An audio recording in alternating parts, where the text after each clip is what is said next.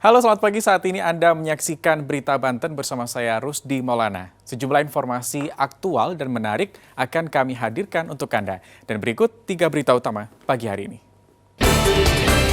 Kasus revenge porn masuk sidang tuntutan.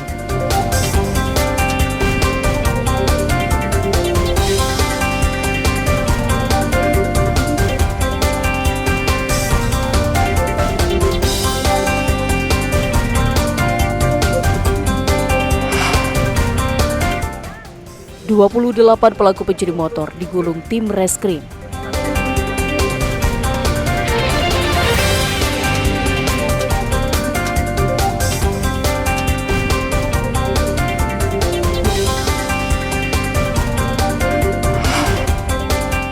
Presiden membeli sapi limosin dari peternak di Lebak.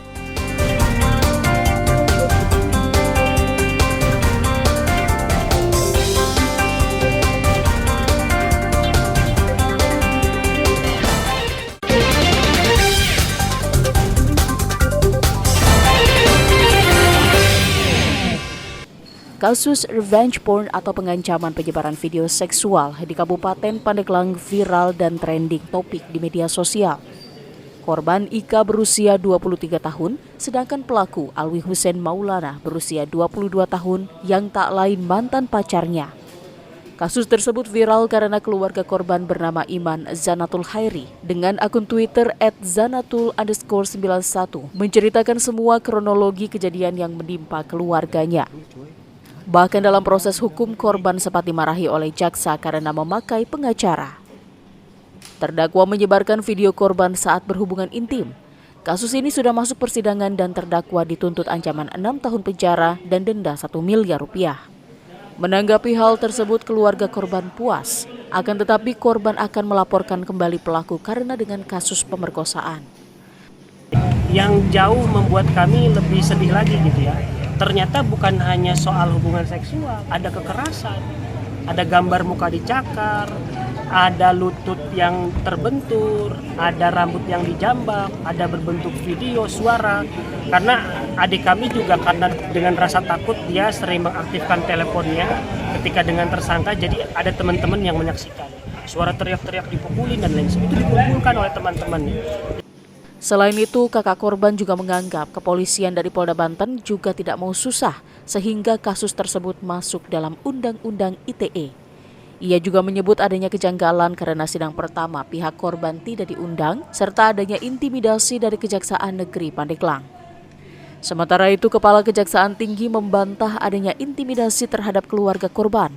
Kasus ini awalnya ditangani Polda Banten dengan perkara melanggar Undang-Undang ITE nomor 11 tahun 2008. Dalam Twitter itu bahwa mereka diusir dari ruang sidang dan jaksa telah melarang keluarga korban memakai pengacara. Sudah saya klarifikasi, tidak benar jaksa melarang korban memakai pengacara. Yang benar adalah saat pertemuan itu di posko disampaikan bahwa dia cerita kalau memakai pengacara. Nah, waktu itu Bu Kajari sempat menyatakan, kalau biasanya yang pakai pengacara itu terdakwa. Korban itu sudah diwakili oleh jaksa. Kasus tersebut kini masih dalam proses persidangan di Pengadilan Negeri Pandeglang. Ariel Maranus dan Andre Sopian melaporkan dari Kabupaten Pandeglang.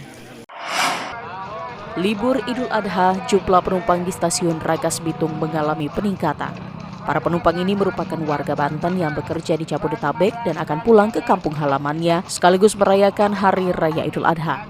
Sejumlah penumpang yang pulang ini mengisi libur panjang setelah tempat kerjanya libur cuti bersama. Bahkan banyak tempat kerja yang meliburkan karyawannya hingga 1 minggu. Dari Bogor.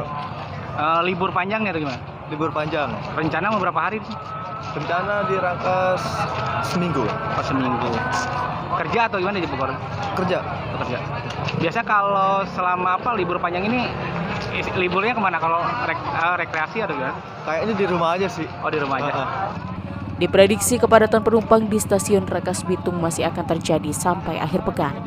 Ariel Maranus dan Saipul melaporkan dari Kabupaten Lebak. warga berdesakan membeli ayam potong di pasar tradisional Rangkas Bitung. Tingginya harga jual yang dipatok peternak ayam dan banyaknya permintaan saat Idul Adha membuat harga ayam potong melambung hingga Rp50.000 per kilogram. Namun warga tetap membelinya untuk dijadikan menu hidangan saat Idul Adha. Karena banyaknya permintaan, sejumlah warga kecewa karena ayam potong yang diburunya telah habis. Bahkan salah satu warga mengaku telah mendatangi beberapa lapak namun tetap tidak mendapatkannya. Meski harga tinggi namun konsumen memaklumi karena tingginya permintaan menjelang Idul Adha. Baru sekarang sih biasanya mah saya beli ada terus. Ada aja ya biasanya ya. Walaupun misalkan hari Lebaran seperti saat ini ya. Iya. Ada aja. Kemarin tadi nyari-nyari hampir dari depan ke sana no, ujung langganan ke sana aja. Oke. Sekarang berapa nih per kilonya katanya? 50 katanya. Oh 50. Beli ayam. Dapat nggak teh ayamnya? Nggak dapat. Oke, kenapa katanya? Kosong katanya kehabisan. Oh gitu. Tadi nunggu udah nyari-nyari ke tempat lain nggak? Iya udah. Tapi nggak ada. Nggak ada ya? Teh, kejadian seperti ini udah sering terjadi nggak sih? Enggak biasanya mah. Enggak kemarin nggak ada. Oh gitu ya? Kenaikan harga sudah terjadi dari pemasok. Meski permintaan tinggi, stok pedagang tidak mengalami penambahan. Bahkan beberapa pedagang mengaku tidak mendapatkan stok dari distributor. Jual pertama 45 sampai 50. Oh sampai 50. Ini udah kehabisan nih sekarang nih? Udah kehabisan, baru juga jam berapa udah kehabisan. Emang nggak ada lagi stoknya. Nyari-nyari juga nggak tempat lain? Emang nggak ada. Udah nggak ada? Udah nggak ada. Udah ada total nggak ada nih? Total aja udah nggak ada. Tadi sempat berebutan juga di sini ya? Ya sempat berebutan dari subuh juga sih. Emang nggak ada yang stoknya emang dikit juga.